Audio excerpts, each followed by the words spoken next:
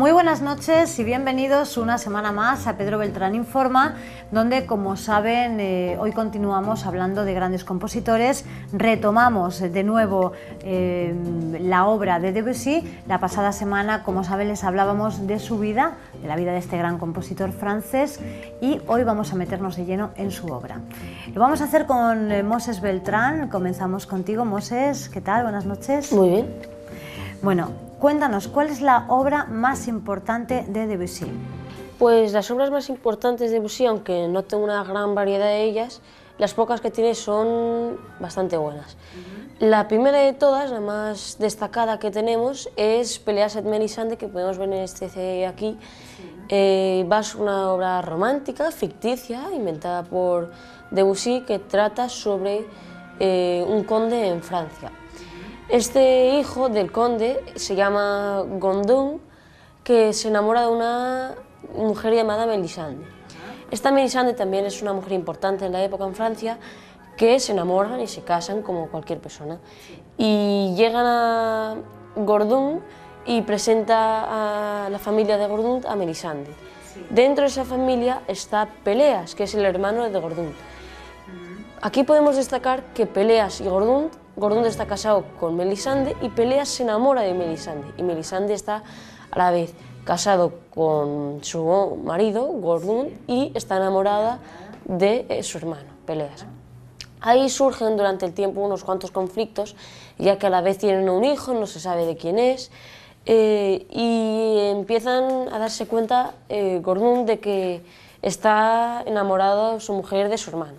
Ahí empiezan conflictos, peleas entre los hermanos, hasta que una vez va a tener una nueva hija, y aquí sí que se pelean más drásticamente estos dos hermanos. Podemos destacar que la mujer, el día de Mélisande, el día del parto, va a tener un hijo, y le dice Gordon a Mélisande que a su hermano Pelléas que como no se vaya de su castillo, como no llegue a irse, que va a tener que echarlo por la fuerza. Como era el día del parto de su mujer, tendría que dejarla tranquila, que fuese una madre y que la dejase, que la abandonase. Pero Pelléas no quiere hacer lo que le pide su hermano y quiere quedarse para vivir con su mujer. Claramente mujer, y no es mujer ya que está casada con su amante. Entonces, Gordon tiene que actuar y va a matar a Pelléas en una pelea que está dentro durante el parto de Mélisande. Eso todo lo podemos ver en la última escena, que sucede que Gordon mata a Pelléas y a la vez durante esa pelea queda herida la mujer de Gordon, Mélisande. Muere Mélisande, muere Pelléas, Gordon acaba siendo vivo, y en la última escena podemos representar la manera en la que Gordon le pregunta a Mélisande a quién quería más, y ella solo dijo que era inocente, que solo quería a los dos por igual. Ajá, bueno, y al final Pelléas y Mélisande se declaran su amor antes de morir. Una tragedia importante. ¿Qué es el martirio de San Sebastián? Es otra de las obras más destacadas por Debussy, también conocida, es un mártir religioso, en la religión católica y en la religión ortodoxa, dos religiones que podemos destacar en la zona europea. San Sebastián era un santo bastante importante en la época, en el año 250, también en Francia, en París. Es un militar que trabaja para el Imperio Romano, en la época del emperador Diocleciano. Un soldado que podemos destacar de esa época, ya que trabajaba en la guardia patronal, destacada solo para defender al emperador. Pero cuando empiezan las revueltas cristianas en la época esa, 256 después de Cristo, podemos ver que hay muchos cristianos que le mandan a los leones, que le mandan a ser crucificados. El diocesano se da cuenta que su soldado principal, San Sebastián, el jefe de su guardia, es cristiano, y Diocesano le da a elegir a San Sebastián. Le dice, tú puedes elegir en seguir a Jesucristo o seguir a mí, al ser emperador romano, porque la religión que tenían los emperadores romanos eran la de los dioses griegos, la de los dioses romanos, etc. Y él podemos ver que él los consideraba idolatría, que pasaba de ellos, y de ese modo podemos ver conflictos entre San Sebastián y el emperador. San Sebastián llega a elegir a Jesucristo, su religión, y Diocleciano está obligado a hacerle ejecutar. Podemos ver en la escena de la obra cómo Diocleciano manda a una cantidad de hombres solo para matarlo. Ahí podemos ver que San Sebastián ya la han llenado de flechas, la han llenado de latigazos y sigue vivo. Los soldados piensan que está muerto y se van y lo dejan ahí en la cruz con las flechas, pero luego van sus amigos, le llevan una médica y ven cómo pues, es santo, ya que ha sobrevivido a tal cosa. Y ahí ya San Sebastián le dicen sus amigos que tiene que abandonar Roma, que Diocleciano le va a matar, pero él dice que no, que quiere irse al emperador y decirle que él sigue siendo vivo y que sigue siendo creyente y cristiano. Diocleciano, al darse cuenta de eso, ya se asegura más de que la muerte sea más rápida y más sencilla. De ahí lo mata a latigazos, le corta la cabeza y ahí está... Se asegura de que ya no va a sobrevivir. De que está muerto. Y así podemos observar que es este santo uno cristiano conocido. Y este es el santo San Sebastián, una ópera muy destacada de Debussy. Protagonista de una de sus obras más destacadas. Vamos con más protagonistas, Moses. ¿Quién son Rodrigo y Jimena? Rodrigo y Jimena, los nombres son españoles, si podemos darnos cuenta. Francia, España son vecinos y quiere dedicarle Debussy un programa a este hombre, personaje importante de la historia española. Rodrigo y Jimena, si podemos ver, a lo mejor alguien no se ha dado cuenta, Rodrigo se refiere al Cid campeador, Rodrigo Díaz Vivar, y Jimena es su mujer, que es la nieta de Sancho II. Rodrigo Díaz Vivar es el nombrado jefe del ejército español durante el reinado del padre Sancho II. Cuando llega a morir el padre Sancho II, Rodrigo Díaz Vivar se ve envuelto en un problema, ya que hay una guerra civil entre los dos hijos, Sancho II y Alfonso. Estos dos entran en una guerra, Rodrigo Díaz Vivar trabaja para Sancho II con su ejército, acaba perdiendo el otro, Alfonso. Alfonso acaba muriendo y gana Sancho II. Sancho II, por el mérito de haber ayudado en esta guerra, le ayuda y hasta incluso le ofrece a su nieta, que es Jimena. Ahí es cuando se casan Rodrigo Díaz Vivar con Jimena. Este hombre, Rodrigo Díaz Vivar, luego se da cuenta de que había hecho mal en elegir el bando equivocado, ya que Sancho II no es un rey muy acertable al que haber apoyado, es un rey no muy destacado y no muy bueno para España, para Castilla. Entonces Rodrigo Díaz Vivar lo abandona con el ejército y lo abandona, es desterrado de Castilla y León y se va. Con el paso de los días, Rodrigo Díaz Vivar, ahí es cuando recibe el nombre del Cid, ayudó en una cosa a los árabes, que Sancho II había ordenado ejecutar unos cuantos, pero este los salvó. Ahí recibe el nombre del Cid. Después se pasa algo, ellos consiguen llevarse bien al final y unidos hacen una cosa muy importante Rodrigo Díaz Vivar, que es la manera en la que lo consideran el héroe de España. Sí. Que él consiguió la corona de Valencia para el rey Sancho II y pues así se hizo importante. Ya que esa batalla importante, podemos destacar que Rodrigo Díaz Vivar ganó esa batalla muerto, porque al siguiente día estaba muerto y él la ganó estando muerto, porque al estar muerto los árabes se tuvieron que retroceder pensando que estaba vivo y sobrevivió a una flecha. Ajá.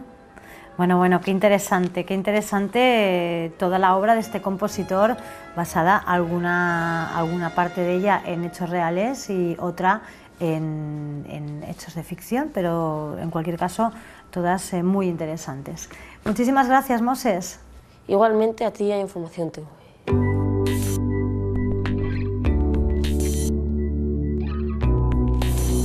Continuamos, lo hacemos con Pedro Beltrán, presidente de la Asociación Europea de Abogados. Pedro, hola de nuevo. ¿Qué tal? Buenas noches y muchas gracias por venir a nuestra casa. Gracias a ti como siempre, decorado preparado, camiseta en orden, películas dispuestas. He aprobado. Todo está en orden, todo está preparado y bueno, si te parece, vamos a comenzar haciendo un repaso al despliegue de hoy. Sí, el despliegue de hoy son las obras principales de Debussy, de la que nos ha hablado Moses en primer lugar. Peleas y Melisande está en el centro, en 3 DVDs y 2 CDs. A continuación tenemos Rodrigo y Jimena, que es la ópera sobre el Cid, que nos ha comentado también. Y la siguiente es El martirio de San Sebastián, que es el oratorio de Debussy sobre este gran personaje histórico del cristianismo. Seguimos con Peleas y Melisande en 2 libretos, otra versión en DVD. Aquí tenemos una serie sobre la música del siglo XX, con un capítulo estupendo sobre Debussy, varios libros de Debussy y discos de Debussy presidiendo. No hay tanto porque la obra de Debussy es poco extensa, dura unas 12 o 14 horas en total, con lo cual no es una obra de una enorme extensión como pueden tener otros compositores como Mozart, Beethoven. Se nota quizá hoy más ligero el decorado. Hoy es más ligero el equipaje. Bueno, vamos a las películas. Si la semana pasada hablábamos de aquellas películas que hacían referencia a la vida de Debussy, pues hoy traemos películas que contienen su obra, ¿no, Pedro? Sí, efectivamente. La semana pasada hacíamos referencia a una película de Ken Russell sobre Debussy, especialmente, y ahora vamos a hablar de... Esta semana traes más. Sí. Esta película, 7 años en el Tíbet, es muy conocida, y lo que será menos conocido por los telespectadores es que tiene música de Debussy. Y esta película es más de cine popular adolescente, Crepúsculo, pero también tiene música de Debussy y por eso la hemos traído aquí. Vértigo, de Hitchcock. Tiene un fragmento de Debussy, pero más importante que eso, todavía que ese fragmento, es la circunstancia de que Herman, que es el compositor de la banda sonora de esta película y de la mayoría de las películas de Hitchcock, era un fanático de Debussy, estaba muy inspirado por Debussy, y de hecho la obra de Herman, la música de estas películas de Hitchcock, si algo se parece, desde luego es a Debussy, sin ninguna duda. Ese carácter de música de misterio, música de suspense, música que sugiere pero no aparece del todo. No aparece del todo, quiero decir que nos deja ese componente... Misterio es la palabra, pues el componente de misterio, el componente simbólico también lo tiene Debussy, y no es casualidad porque es simplemente que Herman se inspira en Debussy, y como digo, en esta película hay un fragmento que está calcado exactamente de una obra de Debussy. Siguiendo con más películas, aquí tenemos La caída de la casa Usher, que es una película de terror. ¿Qué tiene que ver aquí esta película de terror? No es que la música sea de Debussy, sino algo más importante, que es que Debussy quería hacer una ópera sobre este tema, y es lo último que estaba escribiendo cuando murió. Murió durante la Guerra Mundial, no falleció por la Primera Guerra Mundial, pero sí psicológicamente quedó muy afectado por esta guerra, y mientras tanto estaba escribiendo una ópera sobre este mismo tema. Es una obra literaria de Edgar Allan Poe. Luego hemos traído una película mucho más conocida, que es El Cid, con Charlton Heston, porque... interesa destacar que Debussy solo escribió 2 óperas, la del Cid, Rodrigo y Jimena, y Peleas y Melisande. La del Cid no la llegó a terminar completamente, pero es importante traer esta película en el sentido de que guarda relación con lo que fue las afinidades de la vida y obra de Debussy. Y esta es una película con Barenboim sobre la obra de Debussy, en concreto Los Preludios, en la que Barenboim nos habla de Debussy. Y hemos traído algunos discos curiosos relacionados con su obra y con aspectos significativos de la misma. Peleas y Melisande, pero Peleas y Melisande, para que se vea la importancia que tiene esta historia mitológica de ficción basada en este mito, porque aquí tenemos un Peleas y Melisande de 3 compositores distintos, que son Sibelius, Fauré y Schönberg, con lo cual significa que Debussy, además de Debussy, fue tratado por otros compositores. Este disco es de Fauré, y la razón por la que lo traemos se llama La Bonne Chanson, o La Buena Canción, porque Fauré tuvo relaciones con Emma Bardac, de la que hablamos la semana pasada, y esta es una obra, La Bonne Chanson, dedicada a Emma Bardac, que fue la tercera mujer de Debussy y la madre de su único hijo o hija. Y esta obra ya sí que es estrictamente de Debussy, y la hemos traído porque es una curiosidad, que es un ballet basado en un partido de tenis. ¿Ah, sí? Sí. ¿Se ve la carátula? Se ve en la carátula que es yo un la estaba partido de mirando, tenis. digo, ¿estaré viendo bien o...? Pues ¿o sí, no? jeu significa en español juegos, Sí. y entonces juegos pues es un ballet que se basa en eso, es un match de tenis. ¿no?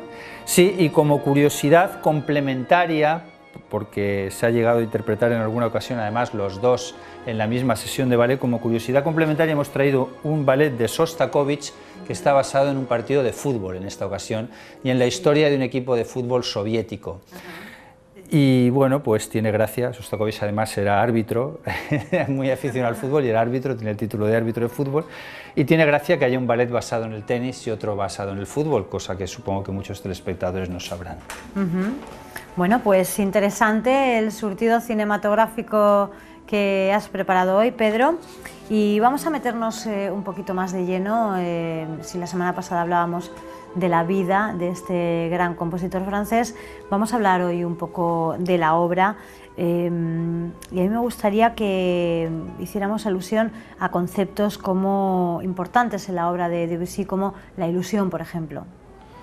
Sí, la ilusión de Debussy lo que significa es el estímulo que trata de dar a todos los oyentes en ofrecer una imagen como de sueño, de construir una historia basada en lo onírico. Eso sería la ilusión en el sentido de Debussy. Ajá. El impresionismo. El impresionismo, como los telespectadores saben, es un movimiento pictórico que se basa en un cuadro de Monet que se llamaba Impression Soleil Levant, impresión del sol que se levanta. Y a Debussy se le considera un compositor impresionista porque sugiere imágenes, hace trazos de las cosas, pero no los llega a completar, un poco como pasa con una pintura impresionista. Él no le gustaba mucho esa terminología, él decía que se considera más un compositor simbolista, del símbolo, también volviendo a la imagen y volviendo al sueño y volviendo al concepto de misterio. Pero de ahí nace el calificativo de impresionista en relación con Debussy. De esas, trazar impresiones es como llegar a sugerir algo y no darlo del todo, lo cual tiene ese componente por un lado de misterio y por otro lado de estimulación. Es como unas notas trazadas con una enorme belleza. No es un compositor fácil de escuchar. No es fácil. No. Bueno, luego nos dirás por dónde empezamos si decidimos escucharle. Sí. Pero si uno lo hace de forma concentrada, como recomendamos siempre, puede captar muchas más cosas. Y desde luego a mí me fascina ese misterio que le da a las partituras cuando uno empieza a escuchar y parece que te está llevando por un camino y luego se detiene y no va para ahí y te sugiere otro tema diferente que no tenía una estricta relación con el anterior. Es realmente fascinante en la escucha, para profundizar mucho, sí. Hablemos de los sueños. Sí, los sueños de Debussy es todo lo que él refleja es sueño. Y esta ópera, Pelléas y Mélisande, que es una de mis 5 óperas predilectas. No voy a decir que es mi predilecta porque voy variando. ¿Una de tus 5 predilectas? Sí, es una de mis 5 óperas predilectas, ¿Pero sin ninguna duda. en qué posición en el ranking, Pedro? Pues a veces la primera. ¿Ah, sí? A veces la primera, sí. ¿La primera? Sí, yo recuerdo como uno de los momentos... A veces, solo a veces la primera. Sí, a veces la primera. Uno de los momentos más intensos de mi vida como oyente fue escuchar Pelléas y Mélisande 3 días consecutivos en el mismo teatro donde fue estrenada, en París, por supuesto.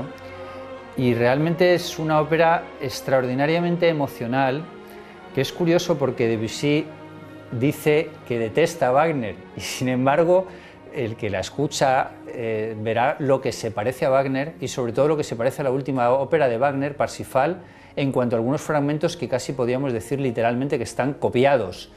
Y de ahí es transcripción, o sea, es decir, si uno coge un trozo de Parsifal y coge un trozo de algún fragmento concreto de los interludios orquestales de Pelléas es lo mismo. Y es una ópera extraordinariamente emocional y que nos lleva así a ese nivel de los sueños. Y a la vez los cantantes no cantan, los cantantes declaman, con lo cual la orquesta, y esto es muy wagneriano, tiene un papel mucho más importante que las voces.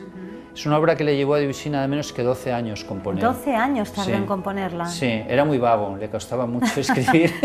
O sea, es decir, no es que fuese muy complicada la obra, sino que él era muy vago. Bueno, podemos decir las dos cosas. Ambas pero cosas, sí. una combinación de ambas Y cosas. no llegaba a completar muchas de las cosas que se proponía hacer, pero Peleas la completó, y de qué manera la completó. Es una verdadera joya de la historia de la música. Además, Melisande sí que es ese personaje de sueño, de misterio, es la feminidad pura, la feminidad entendida como una mujer que no se sabe muy bien lo que expresa, que es una mujer en silencio, que no se sabe ni dónde está, mientras que las emociones masculinas son todas más claras. Claro. Hablo de la ópera en sí, Sí, no hablo de la psicología en general, hablo de cómo está manifestada en la ópera de una manera extrema.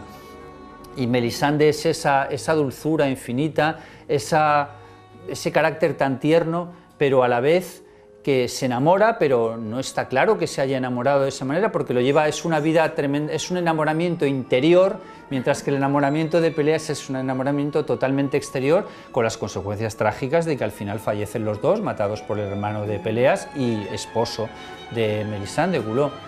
Pues esto es la historia de esta ópera mágica llena de sueños. Bueno, por último, en cuanto a los conceptos más relevantes relacionados con este compositor, la atonalidad.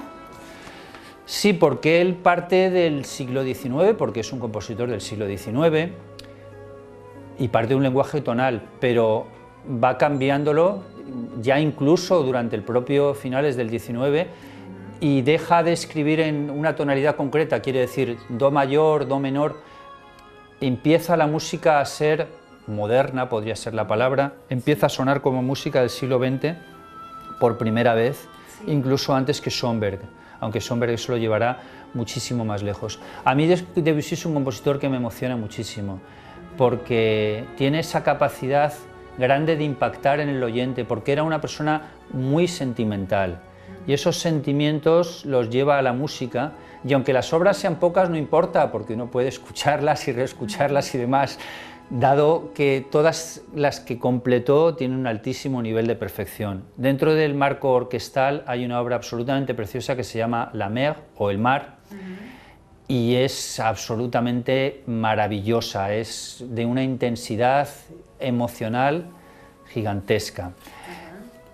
También tiene una obra que se llama Iberia, y estas obras serían buenas para los telespectadores. Yo no empezaría por la ópera, como siempre, pero sí que empezaría por escuchar o Iberia o El Mar, y si alguien quiere algo más tranquilo, los preludios, pero no son preludios para piano, pero no es un compositor de primer curso. Ajá, no es de primer curso. No, es decir, podemos empezar por estas curso. obras que has enumerado por una primera toma de contacto, pero quizá no es el compositor idóneo para comenzar a escuchar música. No es el compositor idóneo para empezar música, a escuchar música. No he dicho música clásica, te habrás dado cuenta, ¿no, bueno, Pedro? Es que definir cómo a voy Debussy, aprendiendo. Definir a Debussy como música clásica tampoco sería muy correcto, porque es un compositor música, muy moderno, además. Música seca. Muy bien. Música culta. Música ya podríamos culta. añadir. Pues para empezar a escuchar música culta, Debussy no es el ideal, pero se puede empezar, busquemos en YouTube La Mer o El Mar, y a partir de ahí, si nos gusta, pues podemos seguir con otras cosas. Hay una obra muy popular que se llama la Sonata Claro de Luna. Sí, y hay otra obra también menos popular, pero también conocida, que se llama El Preludio a la siesta de un fauno, o Prélude à l'après-midi d'un faune, que la han traducido lo de après-midi, tarde por siesta en español. Sí. Pues estas dos obras son ideales para empezar. Y si ya es alguien más iniciado y que no ha escuchado Peleas y Melisande y ha escuchado otras óperas, que escuche Peleas y Melisande, porque la ópera en francés también tiene relevancia, y si alguien sabe francés, la va a apreciar con enorme intensidad. Y si les gusta el teatro, a quien le guste el teatro pero no esté tan metido dentro de la ópera, eso sí que es una estupenda ópera para empezar, basada en una obra teatral de Maeterlinck y casi... bueno, copiado el texto, en definitiva, como no puede ser de otra manera, de la obra teatral, adaptado a la ópera y con sus reducciones correspondientes. Es una obra que sería interesantísimo para los oyentes, a los telespectadores les recomiendo que la escuchen. Muy bien, estoy segura de que van a seguir tu recomendación, Pedro. Nos tenemos que marchar ya, Pero antes, ¿algún anticipo, alguna previsión para la próxima semana? Pues la próxima semana vamos a hablar de Ravel, que es el otro segundo compositor francés, conocido por los oyentes seguro que por el bolero. Y hablaremos de bolero, pero no solamente del bolero, sino que hablaremos también de otras cosas. Claro. Hablaremos de su vida en un programa y de su obra también. Y es el continuador de Debussy, con lo cual va perfectamente en una serie cronológica que sigue la historia de la música francesa del siglo XX. Perfecto, pues nos vemos la próxima semana. Pedro, muchísimas gracias. Gracias a ti, gracias a Información TV, un placer tenerte aquí. Gracias. Gracias a ustedes también, ya lo han oído, la próxima semana cerramos el círculo de los grandes compositores contemporáneos franceses, con esos dos programas, que primero sobre la vida, la próxima semana, y la siguiente sobre la obra de Ravel. Hasta entonces, que disfruten.